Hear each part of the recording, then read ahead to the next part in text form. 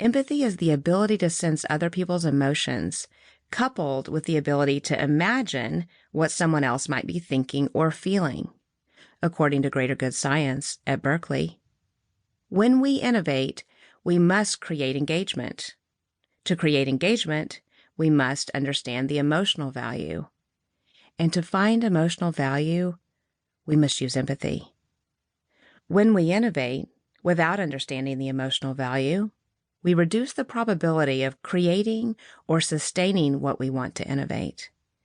Just like a fire without the proper elements, innovation will not light up or burn for its productive purpose, sans empathy.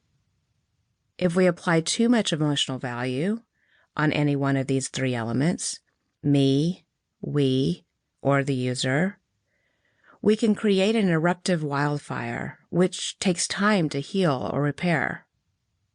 When empathy is applied to innovation in the right time across the three elements of me, we, and user, it creates a valuable innovation equation.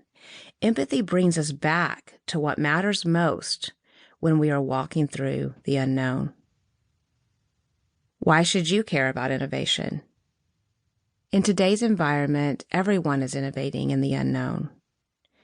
In a recent survey of senior executives, more than 70% said that innovation will be at least one of the top 3 drivers of growth for their companies in the next 3 to 5 years.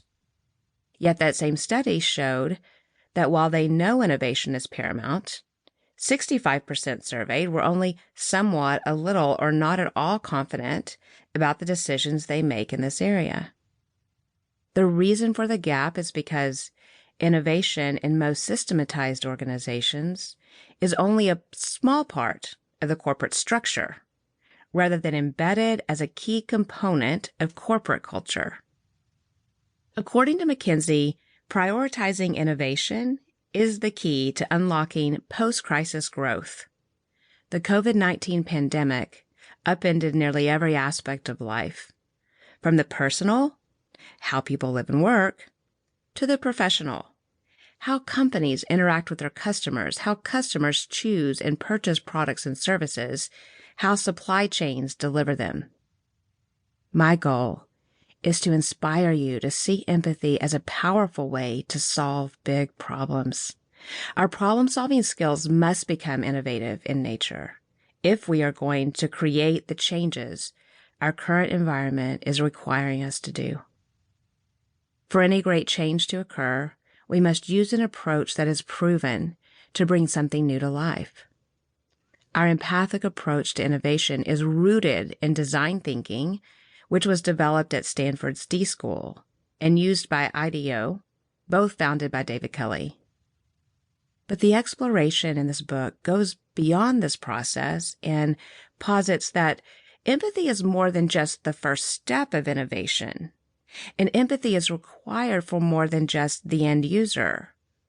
Most importantly, empathy is required for ourselves and for each other as we innovate. Why me?